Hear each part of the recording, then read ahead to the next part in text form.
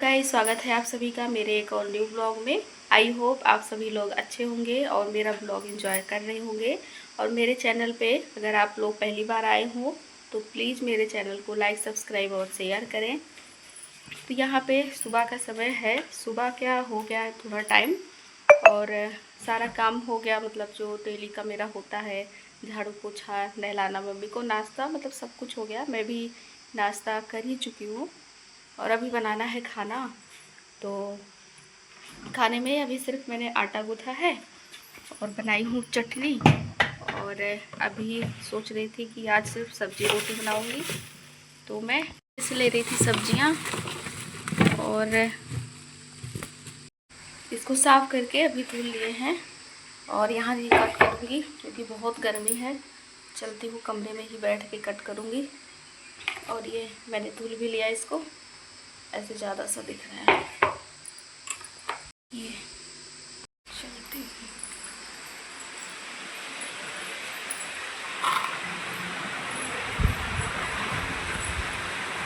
थाली ले आए, थाली नहीं लेकर आई।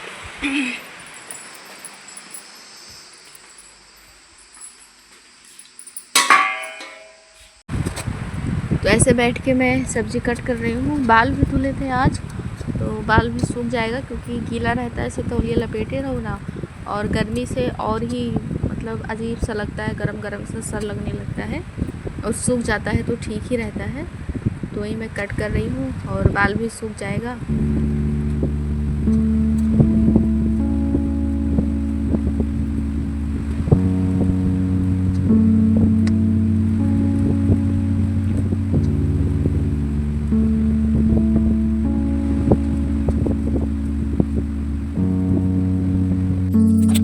सब्जी मेरी कट हो जाती है, फिर मैं आ जाती हूँ किचन में। और यहाँ पे तेल थोड़ा गर्म हो जाता है, मतलब डाल देते हैं तेल पहले कढ़ाई गर्म, क्योंकि थोड़ा पानी था उसमें।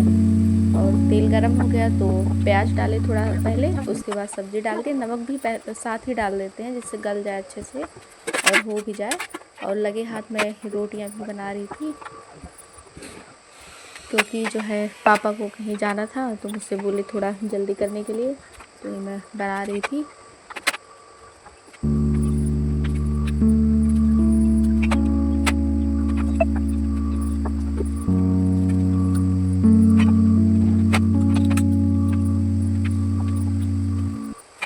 खाना मेरा बन गया था, रोटी बना ली थी करके, फिर खाना भी बन गया था। चटनी जैसे कि मैं पहले ही बनाई थी, और जो है दही भी था, तो दही, चटनी और रोटी सब्जी दिए थे। तो पापा खा के चले गए थे और मम्मी को मैं थोड़ा देर में खिलाई थी खाना, क्योंकि वो सो गई थी, फिर जब जगी थी तब खिलाए थे। फ्रेंड्स, आप लोगों से एक बात करनी थी कि कल जो मैंने वीडियो आप लोग के साथ शेयर किया था, वीडियो मीन्स जो मैंने संस्कृत का टॉपिक आप लोग के साथ शेयर किया था, एक टॉपिक मैंने लिया हुआ था, वाच्य परिवर्तन संस्कृत का था। तो वो टॉपिक आप लोग को कैसा लगा? क्या मैं ऐसे छोटे छोटे टॉपिक आप लोग के साथ शेयर करूं? हमें ज़रूर से बताइएगा। और जो वाच्य परिवर्तन था ना, उसमें उसका जब थंबनेल मैं बना रही थी तो थंबनेल में मैंने ध्यान नहीं दिया, वाच्य की जगह वाक्य लिख गया है, लेकिन वो वाच्य ही है। बाकी डिस्क्रिप्शन वगैरह में मैंने पूरा सब कुछ ठीक से मेंशन किया हुआ है, तो वाच्य परिवर्तन ही है। तो क्या मैं ऐसे छोटे छोटे टॉपिक आप लोग के साथ शेयर करूं? और आज जो संस्कृत में ही मैं सोच रही हूँ, एक टॉपिक और है छोटा सा जो आप लोग के साथ शेयर करूं। प्रयत्न है प्रयास, और इससे भी क्वेश्चन बनता ही बनता है, चाहे आप जो भी प्रैक्टिस सेट उठा लीजिए, पूछा ही पूछा जाता है। छोटा टॉपिक है पर पूछता है। ये भी छोटा ही मैंने छोटे में ही करके लिख रखा है, तो ये मैं शेयर कर रही हूँ। आप लोग ज़रूर से इसको देखिएगा। और एक बार इसको जो मैं टॉपिक शेयर कर रही हूँ, आप यकीन मानिए अगर उतना ही पढ़ लेंगे तो उस टॉपिक से जितने भी प्रश्न रहेंगे मतलब लगभग बन जाएंगे, मतलब बन ही जाएंगे, इतना आप लोग यकीन मानिए। तो शुरू करते हैं, छोटा सा ही टॉपिक है। प्रयत्न है टॉपिक, इसको प्रयास भी कहते हैं। तो प्रयत्न शब्द का अर्थ है प्रयास, और किसी वर्ड को बोलने के लिए किया गया प्रयास ही प्रयत्न कहलाता है। ये दो प्रकार के होते हैं, अभ्यंतर और बाह्य। तो ये इसके प्रकार कितने हैं? अभ्यंतर 5 होता है, बाह्य होते हैं 11। तो यहाँ पे देख लेते हैं डायग्राम में। अभ्यंतर हो गया इधर, और इधर हो गया बाह्य। तो अभ्यंतर के 5 होते हैं, बाह्य के 11 होते हैं। नाम यहाँ पे लिख रखे हैं स्पृष्ट, ईसट स्पृष्ट, विवृत, ईसट विवृत, संवृत। ये हो गए इसके 5 नाम। और इधर आ जाते हैं बाह्य के। तो बाह्य के होते हैं 11 नाम। विवार, स्वार, अघोष, संवार, नाद, घोष, अल्पप्राण, महाप्राण, उदांत, अनुदांत, स्वरित। मतलब ये देखने में ऐसे लग रहा होगा कि कैसे ही याद होगा, पर अभी जैसे जैसे थोड़ा थोड़ा करके पढ़ते जाएंगे ना, सारी चीज़ें एकदम से क्लियर हो जाएंगी। और इस वीडियो को 1-2 बार देखेंगे तो अच्छे से समझ में आ जाएगा आप लोग को। तो यहाँ पे कर लेते हैं बात अभ्यंतर प्रयत्न के बारे में। तो जैसे कि मैंने बताया, बोलने के लिए किया जाता है, लेकिन मुख के भीतर किए गए प्रयास को अभ्यंतर प्रयास कहते हैं, और इनकी संख्या होती है 5। जैसे कि ऊपर हम लोग डायग्राम में पढ़े हुए हैं। तो सबसे पहला होता है ईसट स्पृष्ट, इसको स्पर्श कहते हैं। अभी स्पर्श आ गया तो इसको आप लोग समझ ही गए होंगे कि ये 2500 वर्ड की बात कर रहा है, मतलब का से लेके पा तक, मतलब क, च, ट, त, प। इसमें 25 आएंगे, का से लेके यहाँ से का और मा, और यहाँ से कहेंगे तो का और पा, है ना। तो ईसट स्पृष्ट में कितने आते हैं? 25 आ जाते हैं। ईसट विवृत में, तो ईसट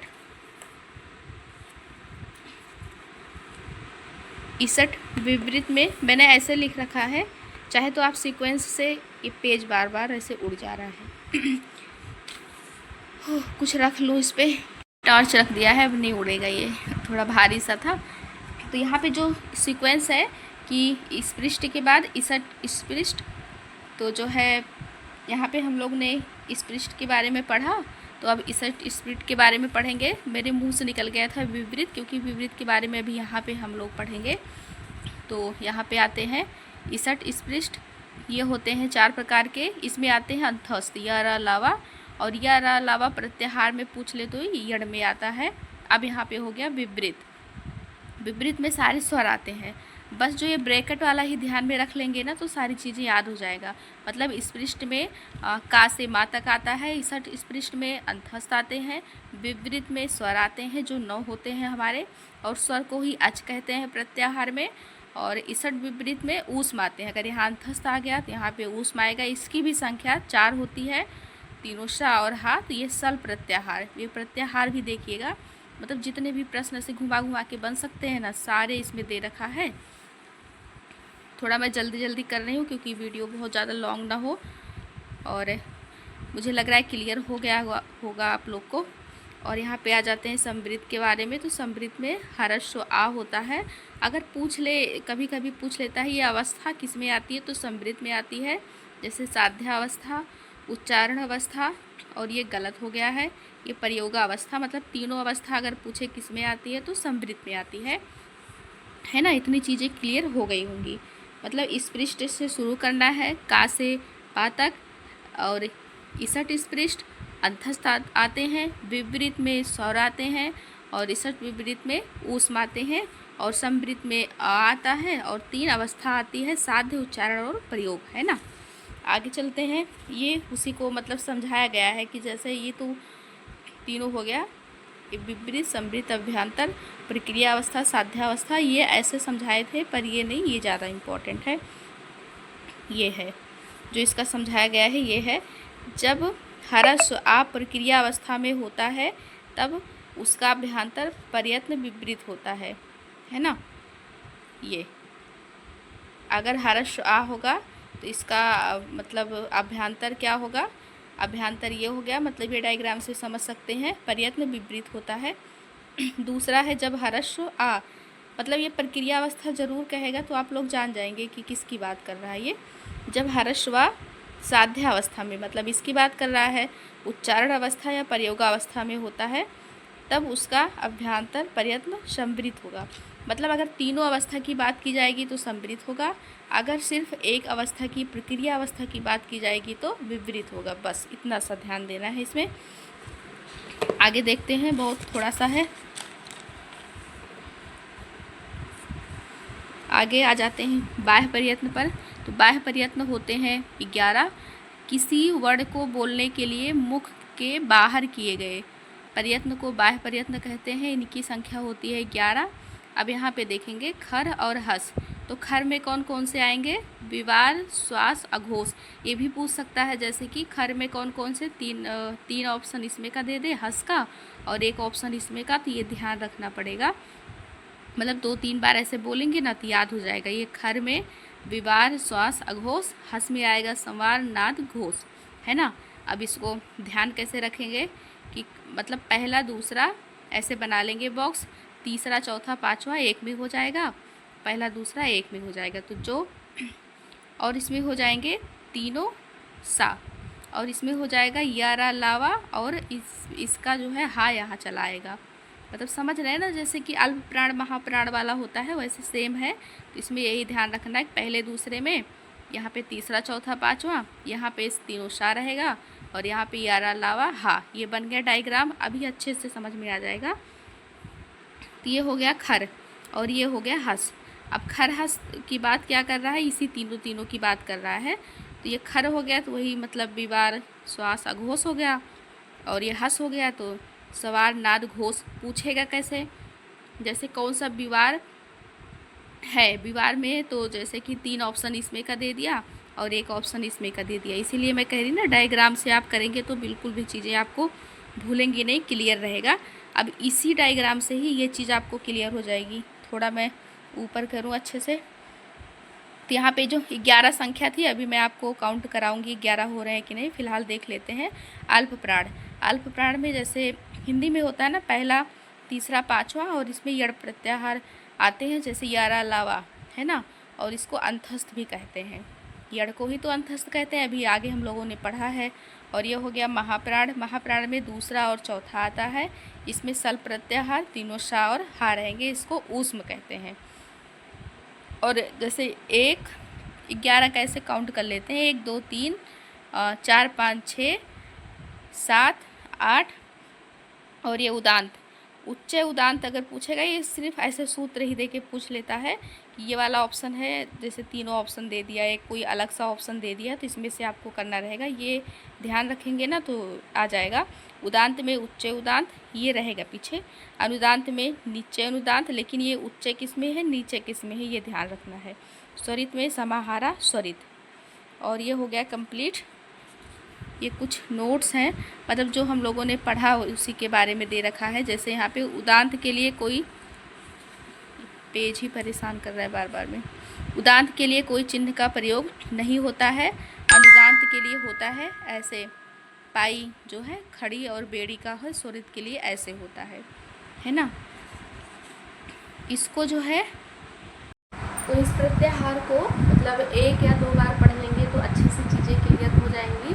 और मेरा कैमरा शायद नहीं साफ है, इसलिए ऐसा ब्लर सा दिख रहा है। तो 2 बार ऐसे पढ़ लेंगे, मतलब ध्यान से, मतलब वीडियो को स्किप ना करिएगा, भगाइए, स्पीड में ना करिएगा, और चीज़ें क्लियर हो जाएंगी। और आप प्रैक्टिस सेट अगर सॉल्व करते होंगे तो आपको प्रश्न भी मिलता होगा। तो मैं खुद एक बार ऐसे हो गया वीडियो में, एक बार और मैं रिविज़न करूँगी। बस ऐसे 2 बार में इतना ईजली तरीके से है कि समझ में आ जाएगा। और अभी मैं चलती हूँ, थोड़ा सा कुछ और पढ़ लेती हूँ, सॉल्व कर लेती हूँ, फिर आप लोगों से थोड़ा बातें भी करते हैं। फिलहाल इसको मैं रख देती हूँ, बुक ले लूँ। फिर यहाँ पे मैं वही मैथ के पेपर के बारे में बात कर रही हूँ, जो प्रीवियस ईयर है उसी को सॉल्व किए थे थोड़ा सा, और ये मैथ का सेक्शन रह गया था तो उसी को सॉल्व करने जा रही थी, और उसी के बारे में ही बातचीत कर रहे थे। यहाँ पे मैं सॉल्व करने बैठ जाती हूँ, और जितना हो पाएगा अभी आगे सॉल्व करेंगे, पढ़ाई को आगे कंटिन्यू करेंगे। और आज के ब्लॉग को ही एंड करते हैं। और हाँ, आप सभी लोग हमारे ब्लॉग को बहुत सारा प्यार दीजिए, लाइक करिए, सब्सक्राइब करिए और शेयर करिए। और आज के ब्लॉग को ही एंड करते हैं, मिलते हैं कल नेक्स्ट ब्लॉग में। तब तक के लिए टेक केयर, बाय बाय।